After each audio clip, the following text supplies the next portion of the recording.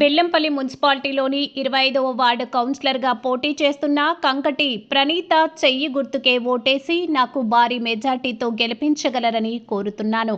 కంకటి ప్రణీత మాట్లాడుతూ ఇందిరమ్మ ఇల్లులు కానీ, వాటర్ కానీ, కాలువల రోడ్లు, పెన్షన్లు పేదలకు ఇప్పిస్తానని మాటిస్తున్నాను. నేను 25వ వార్డు అభ్యర్థిగా పోటీ చేస్తున్నాను. నన్ను భారీ మెజార్టీతో గెలిపించమని కోరుతున్నాను. 25వ వార్డు ప్రజలందరికీ కూడా నమస్కారం తెలియజేస్తున్నాను. నేను కంకటి శ్రీనివాస్, మా భార్య కంకటి ప్రణీత గారిని 25వ వార్డు కాంగ్రెస్ అభ్యర్థిగా నేను బరిలో నిలిపాను. కావున ప్రజలందరూ మా యందు దయించి ఈ 25వ వార్డు ప్రజలందరూ కూడా మా పైన దయించి భారీ మేరతో గెలిపేయాలి. అదేవిధంగా పెద్దలు గౌరవ శాసనసభ్యులు వినోద్ వెంకటస్వామి గారి ఆశీస్సులు మా అందరికీ ఉన్నాయి.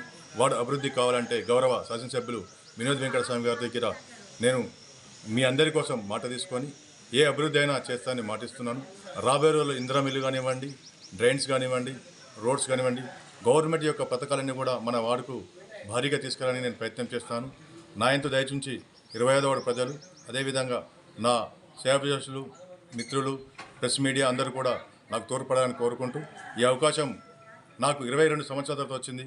దీన్ని నాకు సద్వినియోగం చేసుకొని ప్రజలందరి సేవలో నేను ఇంతకుముందు ఏ పదవి లేకుండా ఓన్లీ పార్టీ కార్యకర్తగా ఉండి నేను ప్రజలకు సేవ చేసుకునే 22 సంవత్సరాలకు నాకు అవకాశం అందరూ కూడా ఇచ్చినందుకు కాంగ్రెస్ పార్టీ కూడా ధన్యవాదాలు తెలియజేస్తున్నాం.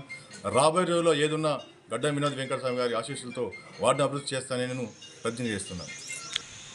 నేను 25వ వార్డు ప్రజలందరికీ కంకటి ప్రణీత శ్రీనివాస్ కాంగ్రెస్ అభ్యర్థిగా నేను మన వార్డులో ఉన్న డ్రైన్స్ కానివ్వండి, కృష్ణవేణి స్కూల్ వెనక నుంచి మన చెరువు కట్ట దాకా ఉన్న డ్రైన్స్ కానివ్వండి, ఈ మెయిన్ కృష్ణవేణి స్కూల్ నుంచి ఈ బొమ్మ వరకు ఉన్న రోడ్స్ కానివ్వండి, అదేవిధంగా ఇప్పుడు కొత్త గుడిసెలని వేశారు.